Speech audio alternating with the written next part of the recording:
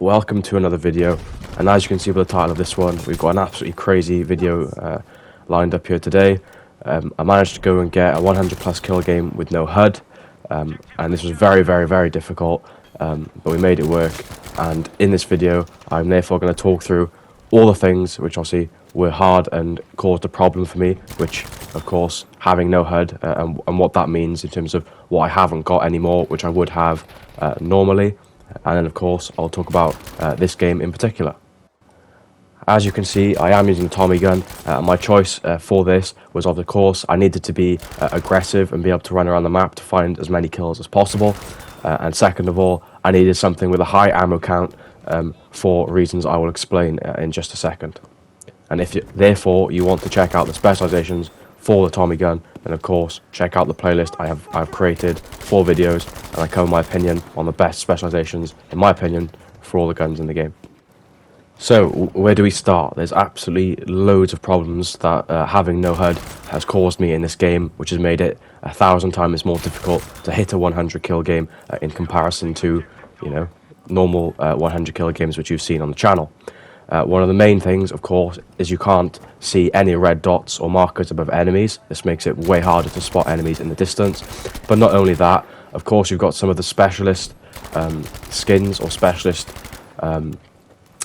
skins or characters that people can choose to use in this game and on this map.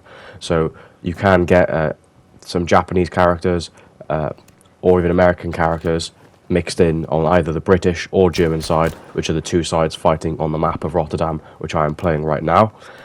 As well as that, you've got on the British side and on the German side, you've got outfits which look like the other side's normal outfit, if that makes sense, or normal colours. So you can have some British outfits which are quite dark, which will look like the black German outfit, as well as having a lot of the Germans, who I believe I was facing in this game. I can't even tell. I've got something which looks just like the British outfits, so I couldn't tell half the time. And you'll see once or twice in this video, I've left it in once or twice. You can see I shoot at my own teammate and waste loads of ammo because I don't even know if they're an enemy or not. And that is also part of the battle in gunfights, is I'm not going to shoot until I'm 100% sure, or I'm close enough that the enemy is an enemy. And so this can lead to me losing a lot more gunfights because the enemy can clearly tell I'm an enemy because I've not got a blue teammate dot above my head, above my head. Whereas for me, I'm going to be way late with my reactions into the gunfight because I don't even know it's an enemy. Then we have the problem of the ammo count. I've got 50 bullets in this Tommy gun, but if I run out, if I stay alive for a long time and I have less than 1 mag remaining, I might only have 35 bullets out of the 50 left. Well, I think I might have 50, and this did happen in this game, although it's not shown. I did run out of ammo halfway through firing because I'd completely run out of all ammo and all magazines that I had remaining. So this is something you can't tell either, so you've got to constantly be running to and from ammo crates, or even running 2 dead bodies to pick up ammo all the time to make sure you're never going to run out midway through firing, as well as just obviously having enough in general. And of course, you're going to spend a lot more time reloading because you don't know how much ammo you have left in the mag after killing 1 or 2 enemies, and you don't know if you have enough then to go on and take on a 3rd or 4th enemy. So you are going to be reloading a lot more so that you have got close to or full 50 rounds in the magazine at all times, and because you're therefore reloading more often, you're more likely to get killed while you're vulnerable because you can't fight back. Another thing, it's a bit smaller, but of course you can't see hit markers, you can't see how much damage you're doing to enemies. It's quite hard to tell if there's a lot of explosions going off if you get the kill, and so you might be able to hear it in this video if it happens when I'm not talking. A little ping sound which you would get when you get a headshot or even just a normal kill, which is the indicator to tell you if you have got the kill. But when you're fighting enemies at long range, it's quite hard to tell if you've killed them or not, so you're going to be very careful and listen out for that sound. And likewise, with the ammo count, you also don't know how much health you have left if you're halfway through a gunfight and want to engage another enemy. I am playing medic, which did help me a little bit because I could always, regenerate my health instantly and very quickly, and I didn't have to run to different medic crates or drops to pick up health. However, I couldn't see what I was on after a gunfight, and this would obviously hinder my decision in whether I enter another gunfight or whether I heal up first. Moving on from that though, and I'll go in now into what was probably the biggest and hardest element of being able to get the 100 kill game with no HUD, is of course I cannot see any of the flags. I can hold down the scoreboard, which will show me the flags, so I can therefore see what the enemies are holding and what my team is holding, so I can see where the enemies may potentially be going to. However, because this was a no HUD challenge, I tried my very best to not look at the scoreboard. I did once or twice towards the end because I wanted to see how many tickets were left, how long was left, and how many kills I was on. But I did ultimately try not to look at the scoreboard. And what the problem having no flags caused me, therefore, was I couldn't see where the enemies may potentially be rotating to, in terms of what flags we had or in terms of what flags we didn't have. And so this was very hard. I wasted quite a lot of time during this game running, for example, from here to D flag and finding no enemies there. Ultimately, it had to come down to me learning the best power positions, or rather using my experience of the best power positions in the game to know where all the enemies were going to be in general, no matter what flags either side had. And as you saw there as well, I did get a revive on a teammate, and the only reason I managed to get that revive was because I saw the hand sticking out. That's another thing. I'm sorry if I pissed off any teammates in this game. If you were in this game and you are watching this video, I had no HUD, so I couldn't even see if you needed a revive or not. So yeah, playing medic, being a bad medic, but for a good reason. Now, additionally to having no flags being able to be seen, of course, I did mention about being able to see the tickets towards the end as well as the time left, but throughout the majority of the game, I couldn't see the tickets, I couldn't see the time left, so I didn't know if I was going to be close to making the 100 game or not. I just had to play it as long as I possibly can, and that's why I needed to be aggressive with a Tommy gun to ensure I wasn't going to have the problem of running out of time or potentially one side draining the tickets too quick. Another thing, again, there's so many problems caused by having no HUD.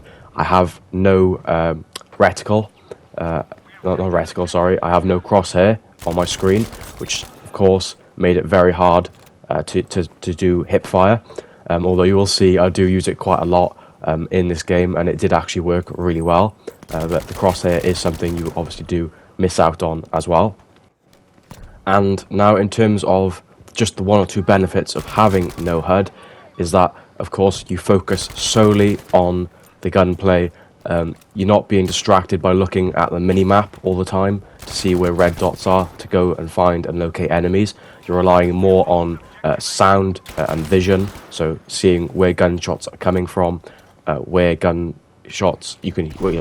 hear gunshots coming from, and so yeah, you don't get distracted by always looking at the mini-map or looking at the flags and where you're going to be rotating, and this can indeed therefore help you in gunfights because you're not going to get caught out not being able to look at the enemy that's clearly on your screen when you're actually being distracted looking at other things that are on the HUD. Now that pretty much covers it for all of the negatives, or rather the challenges that I had to face by having no HUD in this 100 plus kill game. But now talking about how I was able to find all of the kills in a game where you cannot see the flags and therefore find it much harder to know where to rotate and to find enemies. Like I did say earlier in the video, much more briefly, this comes down to my past knowledge and experience of knowing all the different power positions as well as just general hotspots where enemies are always going to be throughout the majority of the game, no matter what flags either side are holding. Now, of course, in all previous videos on Rotterdam, you'll know I say the bridge is always the best power position, or rather, route, which you can use to and from all the flags. This saves a lot of time, as well as gives you a good height advantage and a lot of cover. And of course, you get the higher ground to be able to shoot down and see the most potential amount of enemies that I possibly could within the time which I was playing in the game. Not only that, C flag is another place I stay quite close to. Again, this is right next to the main stairs and power position on top of the bridge, which you can therefore look down from the bridge onto C, but also jump straight from the bridge onto C really nice, really quick and really easily. And C is of course a good place to find loads of enemies and loads of kills, because C is the closest flag to both of the spawns of either side of the of both teams, and so it's the shortest distance which enemies as well as teammates have to run from spawn to C flag, and therefore there's always going to be enemies there, always coming to the flag within a short space and short amount of time. D flag is another one. It's a nice close quarters flag, so it was perfect for me using a Tommy gun and the medic class. And generally, you will find enemies quite a lot, because they'll go straight from their spawn flag of E, which the enemy is generally going to be holding. So it's a short distance to them for them to run from E to D. And yeah, that's kind of where I patrolled, between D, the bridge, or the main power position on the bridge, and C flag. I might venture off once or twice here or there throughout the course of the game. Again, I can't remember if I did, or if I do show it. However, I only did this if the visual and audio indicators were there, telling me that there were a lot of enemies in that area, and therefore it was worth the time to run over there and take the chance on getting them, the kills that were there. Anyways, that pretty much covers it for this video and for this game. It was a really good challenge. If you have enjoyed any of my explanations or the video, please smash like straight away for me. I'll let the final minute play out now. Leave a comment if there's any more 100 kill game or other challenges you want to see me do and make a video on, and subscribe if you're not subscribed already. But yeah, I'll see you on the next one.